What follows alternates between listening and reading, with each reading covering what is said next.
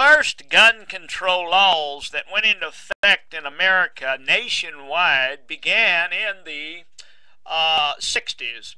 In the 60s, with the assassination of Martin Luther King Jr. and John F. Kennedy, the assassination of these two evil people brought about a movement in the United States to start making laws like carrying concealed firearms, making it illegal to carry them concealed, and then making it illegal to carry them openly, and then then denying convicted felons the right to own firearms, and the list goes on of all the different laws that attacks your Second Amendment rights to own firearms.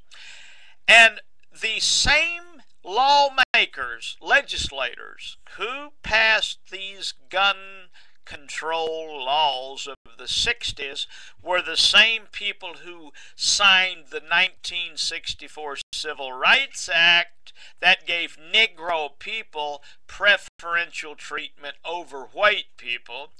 And the same lawmakers that signed the Civil Rights Act and the Gun Control Act signed the Women's Rights Act, or the Protection of Women Act. So what you've seen is, in this nation in the 60s, made a radical change, a radical change towards unconstitutional, unfair laws.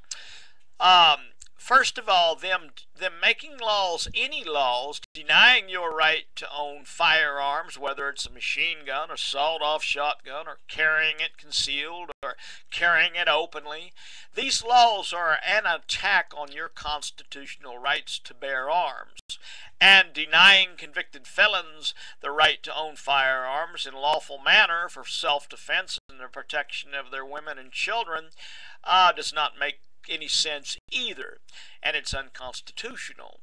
Well, these same lawmakers that passed all these gun control laws, they are the same people that got on board with Martin Luther King Jr. and the Civil Rights Act and the women's rights organizations, and signed the first legislations that gave Negroes preferential treatment over whites, and it gave women preferential treatment over men. Have you ever seen a case where a woman fails in getting a charge against a man for abuse? Have you ever seen a case where white men are found not guilty for racism if they fail to hire a Negro on the job or fail to rent to a Negro?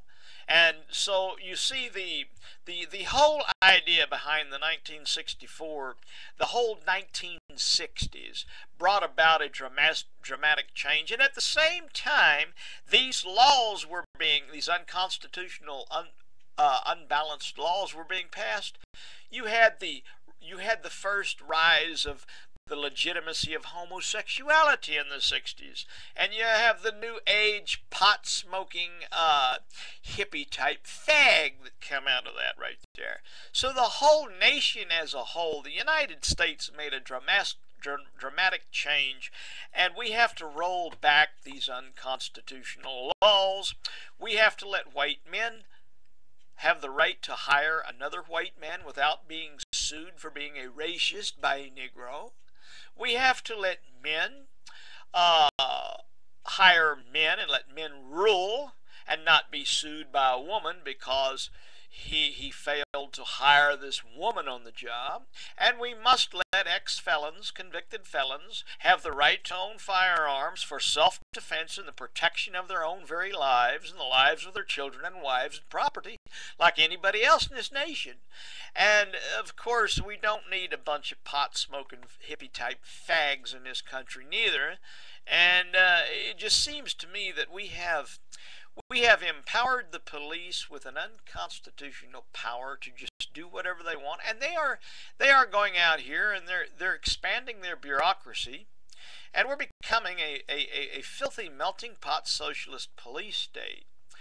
And visit my website, exfelon.biz, send your legislator this video, and ask him to restore the rights of ex-felons to own firearms in your state.